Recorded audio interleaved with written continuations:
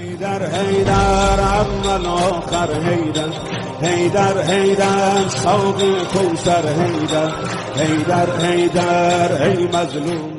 آج جو ہم اس فتنے کے دور میں زندگی گزار رہے ہیں یہ ہمارے اوپر خدا کا عذاب ہے کہ جب ہم نے 11 ولی خدا کی 11 اولیاء الہی کی قدر نہیں کی تو اس کے بعد خدا نے سزا کے طور پہ آخری ولی کو ہم سے چھین لیا اور کہا کہ جب تک تم اس قابل نہیں بنتے کہ تم میرے ولی کی قدر کرنا سیکھو اس وقت تک میں تمہیں اس سے محروم رکھوں گا. ایک شخص کہتا ہے ایک عالم کے پاس آ کر کہ بھائی معاشرے میں اتنے سارے علماء موجود ہیں, اتنے سارے علماء موجود ہیں, تو مولا ظہور کیوں نہیں کرتے ہیں؟ معاشرہ تو اتنے سارے لوگوں سے بھرا ہوا ہے. بھائی ٹھیک ہے میں برا ہوں لیکن اتنے سارے لوگ ہیں, کم از کم 250 350 مجتہدین تو ہوں گے ہی ہوں گے, مولا ظہور کیوں نہیں کر رہے؟ کیا وہ لوگ اچھے نہیں ہیں؟ عالم نے بڑا خوبصورت جواب دیا, کہتے ہیں کیا پتہ مولا کو تمہارا انتظار ہو کہ جس دن تم اپنے وجود کو تبدیل کرو مولا آ جائے.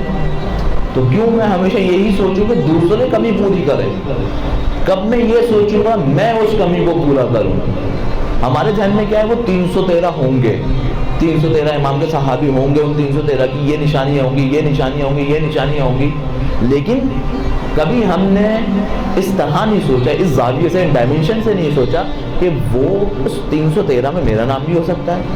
بھائی مولا نے کہیں یہ تو نہیں کہا کہ فلاں جگہ سے فقط اتنے ہی لوگ ہوں گے, فلاں جگہ سے نہیں, مولا نے اہلیت بتائی. اور یہ کوئی دنیاوی کمپنی تو ہے نہیں کہ جہاں پر جان پہچان چلے, کہ جہاں پر فلاں شخص سے کال کروا دو تو کام ہو جائے. یہ کوئی گورنمنٹ جاب تو ہے نہیں کہ ایک خاص مسلک کے خاص قوم کے شخص ہو گئے تو تمہیں گورنمنٹ جاب ملے گی ورنہ تمہیں گورنمنٹ جاب نہیں دی جائے گی. ایسا بھی نہیں ہے, بلکہ مولا کے یہاں تو میرٹ پر فیصلے کیے جاتے ہیں. بھائی تمہیں میں نے لسٹ بتا دی, ان کاموں کو انجام دو تو تم خود میرے صحابیوں میں شمار ہو جاؤ گے. مولا کی لسٹ کیا؟ اچھا ایک خاص جو ایک غلط تفکر معاشرے میں بنا ہوا ہے وہ یہ کہ شاید 313 مولا کے جنگجو ہوں گے. نہیں, یہ جو 313 ہوں گے یہ مولا کے اسپیشل کمانڈرز ہوں گے جو مولا کے ہر ایک علاقے میں پوری دنیا میں مولا کے نمائندے ہوں گے. کیونکہ مولا ایک ایسی حکومت کو قائم کریں گے جو گلوبلی ورک کرے گی, انٹرنیشنلی ورک کرے گی, کسی ایک مقام کے لیے نہیں ہوگی, کسی ایک شہر یا ایک ملک کے لیے نہیں ہوگی, بلکہ انٹرنیشنلی مولا ایک حکومت کو قائم کریں گے. اب ایک حکومت کو چلانے کے لیے کن کن چیزوں کی ضرورت پڑتی ہے؟ جن چیزوں کی بھی ضرورت پڑتی ہے امام کو اس کی ضرورت ہے. جب اپنے ہر علاقے میں ایک نمائندے کو رکھ دیا, اب ایک ملک چلانے کے لیے ایک اچھے چارٹرڈ اکاؤنٹنٹ کی بھی ضرورت ہے, ایک ملک چلانے کے لیے ایک اچھے انجینئرس کی بھی ضرورت ہے, اچھے ڈاکٹرس کی بھی ضرورت ہے. یعنی ہر فیکلٹی کے اندر اچھے پڑھے لکھے افراد کی ضرورت ہے. اور نہ صرف یہ کہ پڑھے لکھے ہوں بلکہ پڑھے لکھے ہونے کے ساتھ ساتھ اطاعت خداوندی کے اندر بھی شامل ہیں. ایک نوجوان کتنے سال عمر ہے؟ 33 سال, نیوکلیئر انجینئر ہے اور دشمن سے یہ دیکھا نہیں گیا کہ یہ اسلام کے لیے کام کرتا ہے, اس کو شہید کر دیا گیا. ایران کا یہ واقعہ ہے, رہبر معظم ان کے گھر تعزیت کے لیے جاتے ہیں. ان کی والدہ کہتی ہیں کہ میں اپنے بچے پہ گریہ نہیں کروں گی کیونکہ میرا بیٹا شہید ہے. رہبر معظم فرماتے ہیں کہ نہیں آج گریہ کریں, گریہ کرنے سے انسان کے قلب کو سکون ملتا ہے, آپ گریہ کریں.